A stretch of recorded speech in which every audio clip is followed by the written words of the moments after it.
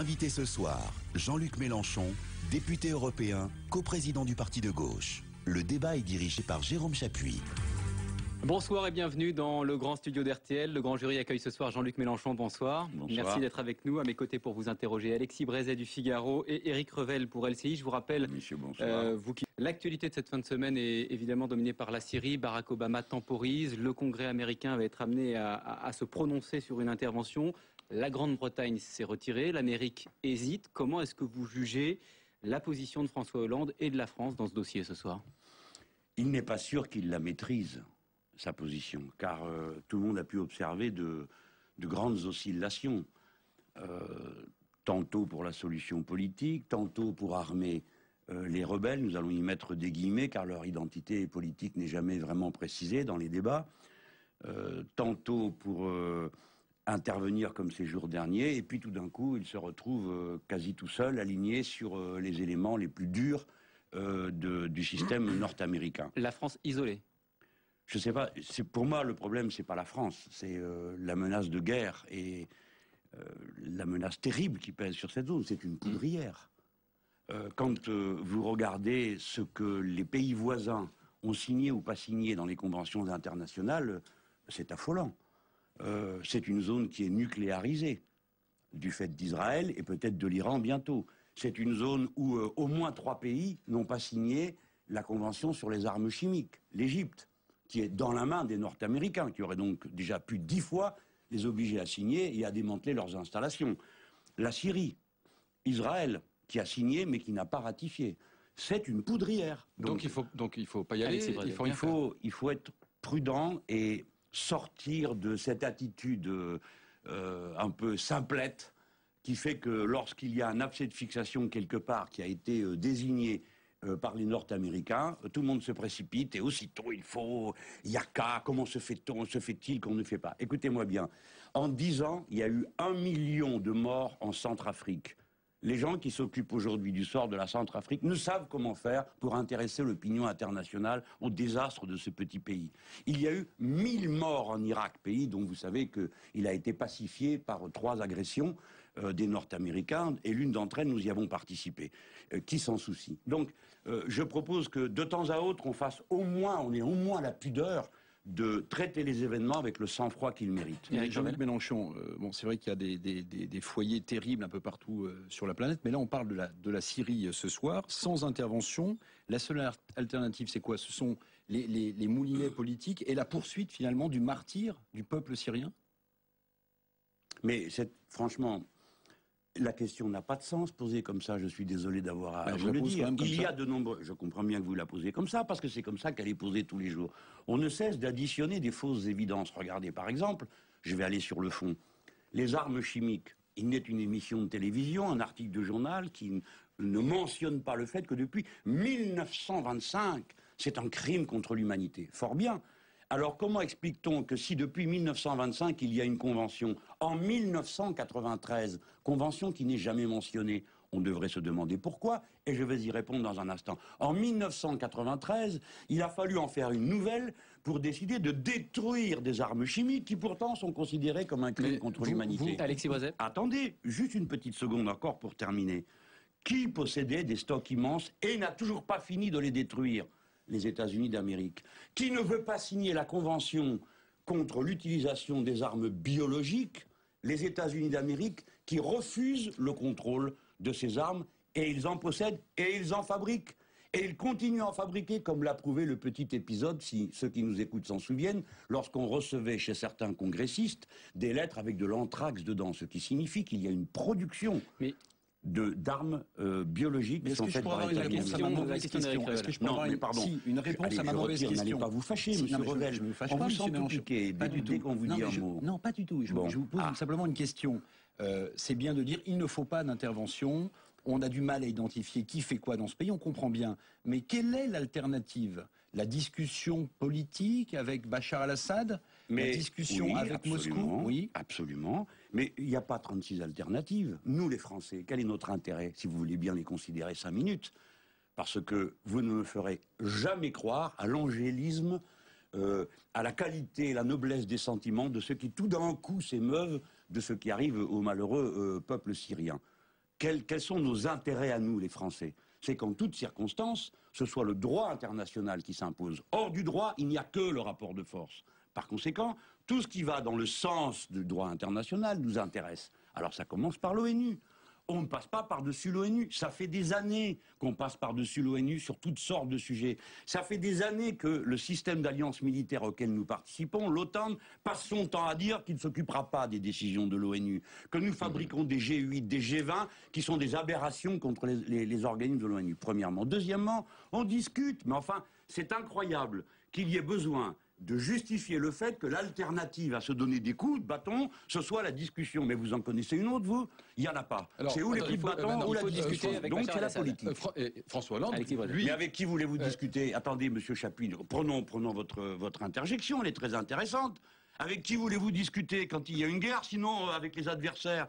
Il faut donc qu'ils discutent. Et puis que nous disions la vérité à ceux qui nous écoutent, que nous ne fassions pas semblant de croire qu'il y aurait d'un côté l'abominable Bachar el-Assad, qui a été reçu en France, qui a participé à un défilé du 14 juillet sous M. Nicolas Sarkozy, qui est venu rendre visite à M. Jospin et à M. Chirac, à peine installé au pouvoir. Personne, à ce moment-là, lui disait « Eh, vous, l'affreux, allez-vous-en, vous êtes trop horrible ». Sur l'utilisation des armes chimiques, vous pensez tout de même que c'est vrai, ou vous dites qu'il y a un doute que Assad les ait utilisés? Mais alors ça, bon, je n'en sais rien. Moi, je suis ici comme vous. Je sais une chose, c'est que ces rebelles sont fort curieux. Premièrement, nous les recevons en grande pompe à l'Élysée.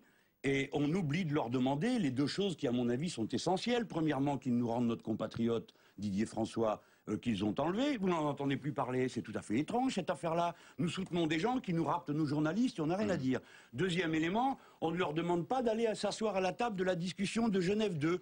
Alors, ces gens ont décidé qu'ils n'iraient pas discuter. Et nous, qui sommes intéressés à la paix et dont le président de la République, François Hollande, pérore sur le perron de l'Élysée en disant il faut des solutions politiques, mais il a qu'à lui demander à ce type qu'il est en train de recevoir de lui dire, bah écoutez, allez vous asseoir à cette table et discuter. Justement, il va y avoir un débat parlementaire. Parce que quand même, pardon, attendez, ces rebelles, oui mais une seconde, ces rebelles, c'est une appellation qui contient tout et n'importe quoi.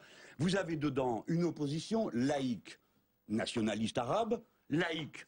Celle-là, on ne la voit jamais, on ne lui parle jamais. Qui reçoit-on? Un conseil national qui n'a aucune autorité sur le terrain, où ce sont des milices armées qui dirigent, et où les Qataris et les Saoudiens se livrent à une bataille sans fin de prééminence, parce qu'ils espèrent emporter le plus gros morceau de la dépouille une fois que la bête sera abattue.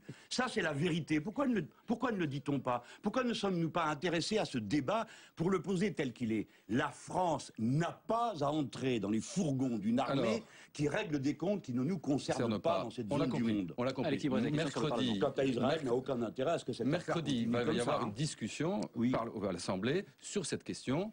Le Premier ministre, a priori, va dire nous sommes prêts, nous devons intervenir. D'abord, est-ce que vous pensez qu'il faut qu'il y ait un vote? Eh bien, ça va de soi, non? Alors, ça va pas de soi, c'est pas obligatoire, ça n'est pas prévu par les institutions. Non. J'ai entendu déjà M. Valls soutenir cet argument tout à fait incroyable. Non.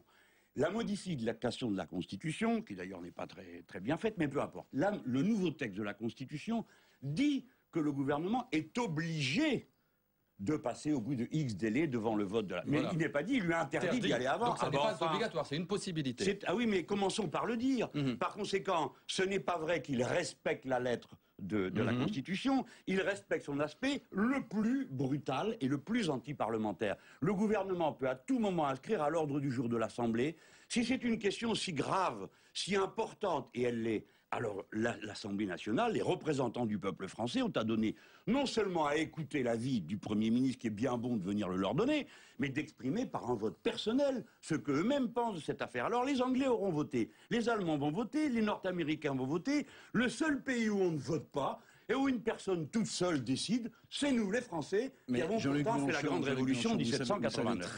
Vous savez très bien que la Constitution française donne au couple exécutif, article 15, article 21, cette décision est uniquement au couple exécutif. L'article 15, il dit c'est le chef d'État, le chef des armées. Et l'article 21 dit c'est au Premier ministre de faire la politique de défense nationale. Oui. Donc vous faites comme si la Constitution n'existait pas. Mais pas du tout, je ne fais pas comme si la Constitution, mais c'est une république dans ce pays, vous avez dû en entendre parler. Donc la responsabilité de la défense, le chef de l'État, prenons ce cas, comme ça on ne va pas planer dans un juridisme abstrait. Le chef de l'État est chef des armées. Très bien, nous sommes contents. C'est un civil, c'est pas un militaire. Et alors, Il a le droit de décider la guerre tout seul. Non, ça c'est la monarchie, ça. Et c'est une des choses qu'on a reproché à la monarchie, c'était que le monarque déclenchait des guerres pour des raisons de famille. Donc le président de la République est le chef des armées, il n'est pas le monarque qui décide de la guerre. Il conduit les armées pendant la guerre. Mais la guerre ou la paix, c'est le Parlement qui le décide. Jusqu'à présent, c'était le président. Jusqu'à aujourd'hui. Mais enfin, à la première invasion de l'Irak, vous avez de la mémoire comme moi, on a voté, non? Après coup. Jamais de la vie, cher monsieur. Et c'est bien le problème que ça posait. Le lundi, il y avait Conseil de sécurité, je m'en souviens très bien, et le mardi, on a voté. Et on a dit, heureusement qu'on vote, parce que sinon la guerre allait commencer sans nous. Hein. Je m'en souviens, je m'en servais comme un argument pour tourner en dérision ce vote de dernière minute. Le président de la République à l'époque était François Mitterrand. C'est vous dire que quelles qu'aient été mes affections tout au long de ma vie, je n'ai jamais renoncé à mes opinions et à ma capacité d'analyse. Je pensais déjà que c'était une bêtise, mais on m'avait promis que grâce à cette guerre, on verrait la démocratie fleurir dans tous les pays du coin. Vous avez vu comme ça a progressé depuis. C'est une catastrophe dont la guerre d'Irak est le point de départ, vous le savez aussi bien que moi. Donc, il n'est pas vrai que le Premier ministre et le chef de l'État, je demande à ceux qui m'écoutent d'avoir un sursaut à vous entendre. Nous sommes des citoyens, pas des sujets. La guerre ne se décide pas à 2 personnes dans un bureau. La guerre est conduite, organisée, dans un bureau peut-être à 2 personnes, encore que pendant la guerre de 14, il y avait un comité secret de l'Assemblée nationale qui, tout le long de la guerre, a conduit les opérations. Donc il n'est pas vrai que le régime parlementaire soit un obstacle à la conduite de la défense nationale de notre pays. Jean-Luc Mélenchon, est-ce que vous vous sentez visé par les propos du premier secrétaire du Parti socialiste, Harlem Désir, qui évoquait aujourd'hui l'esprit munichois des opposants à cette guerre? Que puis-je vous dire de ce pauvre garçon? Déjà la dernière fois qu'il a répliqué, il m'accusait d'avoir mâché trop de coca. Maintenant, il parle d'esprit munichois. Allons, allons. Je l'appelle à se ressaisir. C'était plutôt la droite qui visait, mais vous êtes contre l'intervention. Mais ça n'a pas de sens de traiter de munichois quelqu'un qui n'est pas de votre avis. J'ai déjà entendu ça 50 fois. Je rappelle à Harlem Désir que quand il était contre la première intervention dans la guerre du Golfe, au moment de l'intervention à Bagdad, n'est-ce pas? Et que SOS Racisme manifestait dans les rues au cri de Mitterrand assassin. Eh bien, lui aussi n'aimait pas qu'on le traite de munichois. Alors il doit comprendre que ce n'est pas un argument. Répéter l'histoire et considérer qu'Hafez el-Assad, Bachar el-Assad, son fils, représenterait pour nous un danger équivalent à ce qu'était le nazisme est absurde. C'est une relativisation du nazisme qui est intolérable. Il faut prendre la mesure des événements. Ça ne sert à rien, des grands mots comme ça. Et ce que j'en dis, vous l'aurez bien compris, pour ma part, je ne suis pas d'accord avec M. Bachar el-Assad. Je soutiens l'opposition laïque et nationaliste de Syrie. Et d'ailleurs, les gouvernants français n'auraient aucun mal à les joindre puisque leur représentant est à Paris. On a bien compris votre position, Jean-Luc Mélenchon, sur ce dossier syrien. Et si c'était moi qui menais les affaires, c'est comme ça que ça se passerait. Mais il y a une chose qu'on n'a pas dit. C'est pourquoi François Hollande est devenu à ce point, alors il est atlantiste depuis toujours, mais à ce point un supplétif des Nord-Américains. Il a signé le traité qui nous place sous les boucliers, sous prétendus boucliers antimissiles des Nord-Américains qui sont un sujet de confrontation avec le monde entier. Il a ensuite, sur un simple coup de téléphone, intercepté l'avion d'un président de la République d'une nation amie, Evo Morales. Et maintenant, le voici qui court devant les fourgons. Quel est le sens de cette attitude? Ce n'est pas comme ça qu'il faut procéder. Si les gens qui aujourd'hui dominent la coalition de la fameuse rébellion, qui est sur le terrain là-bas, je ne vous parle pas de ceux qu'on reçoit ici à Paris, le lendemain matin, ils sont sur le plateau du Golan parce qu'il n'y a pas eu de paix conclue entre Israël et la Syrie. Ils iront sur le plateau du Golan et légitimement, ils pourront dire « Nous voulons récupérer ce bout de notre territoire national ». Enfin, c'est ça qu'on veut à la fin. Comment vous l'expliquez, cet atlantisme de François Hollande, vous qui le connaissez bien? De la même manière que si... je ne le connais pas si bien que ça et je ne sais pas qui le connaît, si lui-même se connaît. Mais moi, je peux vous dire la chose suivante. Je sais quel est son tropisme. Vous connaissez le mien. Moi, je suis pour l'indépendance nationale, je suis pour la souveraineté de la France, je pense qu'on est un grand pays, je pense qu'on n'a rien à faire avec les Nord-Américains. Eh ben non, lui, il pense le contraire. Mais c'est un vieux débat. Je vous rappelle que quand la France a quitté, sous l'autorité du général de Gaulle, l'OTAN, qui a déposé une motion de censure contre cette décision? La SFIO. Donc c'est quelque chose qui est structurel chez eux. Ils sont polarisés, mais on l'avait oublié tout ça. Pourquoi? Parce qu'entre-temps, le nouveau Parti socialiste était redevenu autre chose. On avait dit que c'était Nicolas Sarkozy, l'américain. Aujourd'hui, vous nous dites Hollande, il est encore plus pro-américain que Sarkozy. Mais peut-être que la gauche est plus atlantiste que la droite. Peut-être que la gauche est plus atlantiste que la droite. Je ne sais pas s'il est plus pro-américain. Je pense qu'ils sont tous les deux pro-américains, chacun à sa manière. François Hollande l'est par une espèce de polarisation sur le vieux monde. Tout ça, ce sont des dinosaures, tous ces gens. Ils sont dans le vieux monde de la guerre froide, d'avant. Ils continuent à raisonner avec les mêmes tropismes. Bon, on leur parle de la Chine. Aussitôt, ils prennent tous une tête de décomposé, alors que la Chine devrait être un partenaire avec qui on négocie. Et pendant que nous, on fait de la gesticulation parce que les Nord-Américains veulent qu'on en fasse, les autres s'entendent avec les Chinois. Ils vivent dans le passé. Ils vivent dans un autre monde qui n'existe plus, de la superpuissance de la liberté nord-américaine en face du monstre soviétique. Mais tout ça, c'est fini, il faudrait peut-être leur dire. C'est terminé, on est dans un autre monde. La France doit, au contraire, la France n'est pas une nation occidentale, j'en dis un mot. Nous ne sommes pas une nation occidentale, nous sommes une nation universaliste. Nous sommes présents sur les 5 continents. La langue française est parlée par 240 millions de personnes dans le monde. Donc ce qui nous identifie, ce n'est pas notre appartenance à ce camp, c'est notre appartenance à l'universalisme. Nous devrions donc nous porter en tête d'une nouvelle alliance altermondialiste pour la paix et la démocratisation de l'ONU. C'est ça qu'il faut faire quand on est un grand pays, pas courir derrière les Nord-Américains, ça n'a pas de sens. Quand ils sont tout neufs, qu'ils sortent de l'œuf du cocon, tous les jeunes blancs becs prennent les vieux mecs pour des cons. Quand ils sont devenus des têtes chenues, des grisons, tous les vieux fourneaux prennent les genoux pour des cons. Moi qui balance entre 2 âges, je leur adresse à tous un message. Le temps ne fait rien à l'affaire. Quand on est con, on est con. Qu'on ait 20 ans, qu'on soit grand-père, quand on est con, on est con.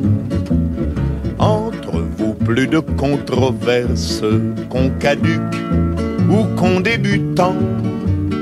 Petit con de la dernière,